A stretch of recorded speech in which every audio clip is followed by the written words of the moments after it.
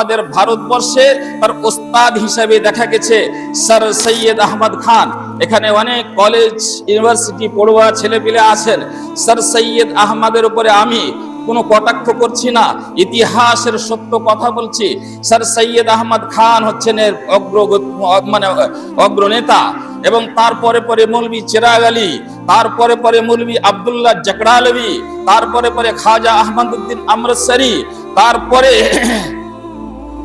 হাফিজ আসলাম জয়রাজপুরি, যার অনেক নিজামিয়া মাদ্রাসাতে একখানা বই পড়া হয় তারিখুল উম্মাহ। হাফিজ আসলাম জয়রাজপুরি তিনি হচ্ছেন আহলে কোরআনদের মহানেতা। এইভাবে তারপরে রমজান আলী, তারপরে আরো অনেকে, আব্দুল খালেক মালওয়াদা ইত্যাদি ইত্যাদি মানুষেরা, বা গোলাম আহমদ পারভেজ, যার দলকে পারভেজি বলা হয়। এই সমস্ত মানুষেরা যে আদর্শ তৈরি করেছে, যে কথা উম্মতকে বুঝাতে চেয়েছে, সেই পথে যদি কেউ চলে তাহলে শ্রেষ্ঠ পথ হারাবে, যে পথ আল্লাহ রাব্বুল আলামিন তার রাসূলের মাধ্যমে আমাদেরকে দেখিয়েছেন।